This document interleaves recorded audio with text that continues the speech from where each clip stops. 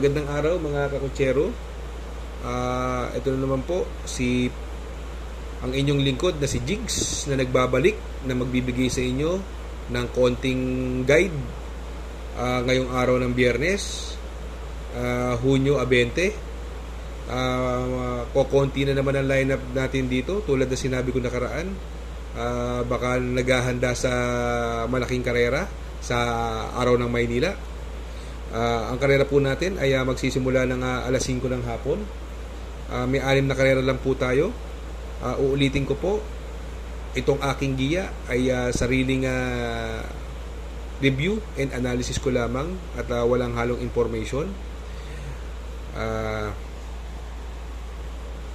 Simulan na po natin. Race number 1, 3-year-old and above maiden race. Distance is 1,400 meters. May 5 kalahok. Andyan si American Ford, Sunny Nature, Moderna, Bayanihan, Grand Jackpot. Itong si Grand Jackpot, hindi ko makita yung mga nire-review ko, hindi ko makita yung takbo nito, no? So hindi ko kilala tong Grand Jackpot na to. Sakay ni Apoy Asuncion. Kayo na po ang bahala, baka sakaling may masagap kayong balita dyan sa kabayong yan. Pero ako, ang pipiliin ko po rito, dun ako sa mga veterano. Tingin ko kasi pwedeng mauna rito yung numero 2, si Sunny Nature, nasakay ni JB Guerra. Itong si Sunny Nature laging nalulutsa lang ito tingin ko may panalo to. Yung American Ford naman, ito ay laging segundo. Binigay na po sa nagbabalik na si EL Blancaflor. Siya rin po ang sakay nakaraan niya, na segundo po yan, si American Ford. Kaya ako, para sa akin palagay 2-horse race po ako rito. Ang pili ko po sa race number 1, doon po ako sa numero 1, American Ford. At panigundo ko yung numero 2, si Sunny Nature. Race number 2, dito po magsisimula ang pick 5. Pilracom rating based handicap system race. Class 5, 6 to 10 split. 1,200 meters is the journey. May 6 na kabayong tatakbo. Andyan yung mga kalahok na si Hook the Hustler, Dugong Bughaw, Biglang Buhos, Mr. Aldrich, galing sa panalo yan. Daginding, galing din sa panalo. Prithi. Dito sa karerang ito, since maiksi ang karera, ang tingin ko pwedeng mauna rito yung Biglang Buhos, at wala akong nakikita ng ibang pwedeng mag-pressure sa kanya. Tingin ko yung mga pwedeng mag-pressure sa kanya na katulad ni Prithi at saka ni Hook the Hustler, tingin ko kayang-kaya niya rin ito. 1,200 meters lang ang karera at sakay ni JC De La Cruz. Buenos pong hinete ngayon yan, Buenos Apprentice. Tingin ko medyo lamang siya rito. Ang tingin ko pwedeng tumalo, yung tingin ko re-remate rito yung numero 2 na Dugong Bughaw, na gamay po ni Claro Espare. Tingin ko pwede na sa 2-horse race to. Kasi yung numero 1 Hook the Hustler, baka biglang bandera si Biglang Buhos, ito yung humabol at makabuo na si Biglang Buhos. Dito ang pili ko po sa race number 2. Doon po ako sa numero 3, Biglang Buhos. Panigundo ko yung numero 2, si Dugong Bughaw. Race number 3, dito po magsisimula ang pick 4. Pilracom rating based handicap system race. Class 4, 16 to 21 split.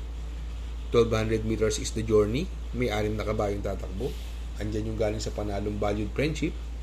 At yung nagbabalik na imported, si Enigmatic Linden, hanip tumao na, ibang klase tumao na, malayong bandera, kaya lang malakas lumakad. Palagi ko kasi nung nakaraan ito parang may hagok ito pero hindi natin alam, nagbabalik na ngayon, baka na-correct na to. Si Enigmatic Linden na sakay ni Christian Advincula.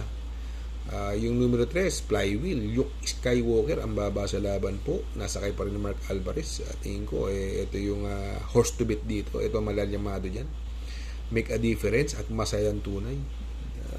Dito possible mauna agad to.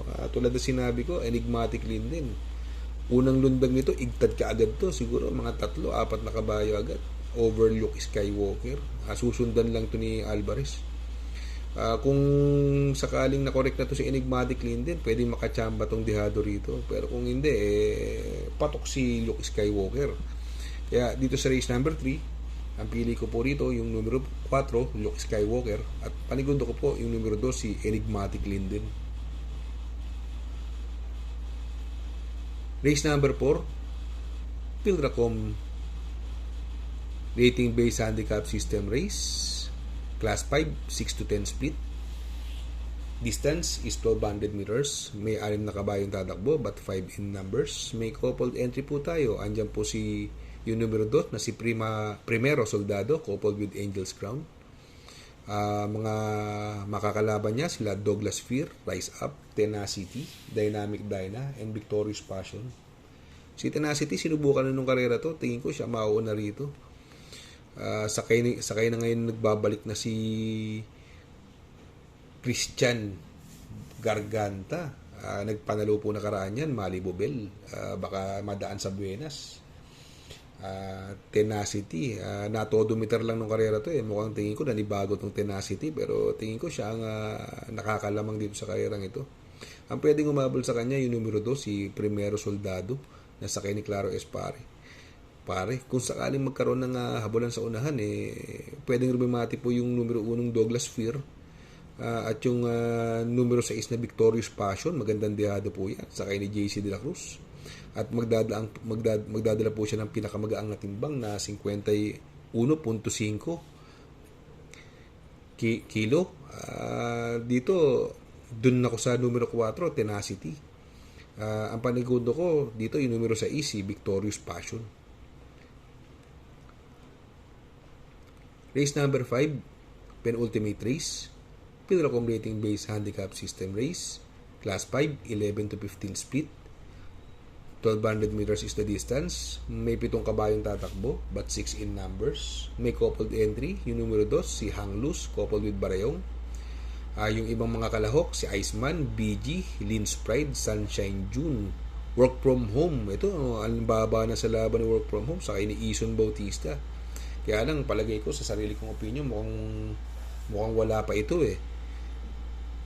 Nasagad kasi ito sa kakatakbo, pero ngayon nagbabalik na si work from home. Pero pag nilabas ito, malaki panalo niyan. Yung King Wash Tipida, yan ang gusto kong dihado dyan. Sakay ni Eminem Gonzalez, gamay niya po yan. Dito, tingin ko possible scenario, pwedeng mauna na yung Hang Luz dito. Hindi nila kaya ere yan. Tingin ko, ang hahabol dito, yung Iceman at BG. Kung sakaling humabol sila rito, pwedeng rumimati po yung work from home at yung King Wash Tipida. Pero ako, pili ko po rito dahil tingin ko medyo meron na to. Yung numero 2, Hang Luz, coupled with Barayong. At panigundo ko rito, dehado, yung numero 7, si King Wash Tipida. Sa last and final race, race number 6, Pilracom Rating Based Handicap System Race, Class 5, 5 split, placer. 1200 meters is the journey. May 8 kabayong tatakbo. Ang mga kalahok, andyan si Arigato, Full of Alibi, Lucky Fortune, I'll Have Another, Happy Julian, Kahit Sino Ka Pa, Stark. At yung nagbabalik na ang baba sa laban na ngayon, si Paramount, na binigay na kay Jomer Estorque. Ang baba sa laban nito, hindi lang natin alam kung meron pa to, pero ang baba talaga sa laban. Bagamat hindi pa siya nanalo sa grupo. Dito, possible scenario, pwedeng mauna rito si Arigato at si Kahit Sino Ka Pa, Happy Julian. Possible na maglutsahan yan, tatlong yan. Ang pwedeng rumamati rito, yung Lucky Fortune, I'll Have Another, Start, Paramount. Yung 4 na yan, ang tingin kong mag-aantabay, nariremate. Itong Lucky Fortune, medyo hindi maganda tinakbo nakaraan Ngayon, tingin ko, dahil sa baba ng laban niya, tingin ko, para sa akin, malaki panalo nito.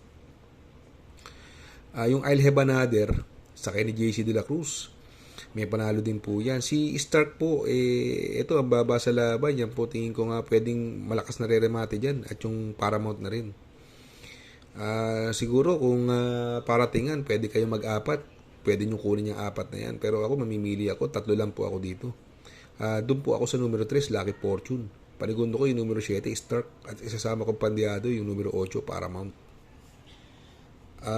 Good luck mga kakotsero. Sana po ay matapat ang ating giya. At yung mga nakasunod, sana po ay magsitama po kayo. Ako ay makikiusap lamang na please like, share, subscribe, and hit the notification bell para updated po kayo sa aking mga giya. Good luck po and happy racing.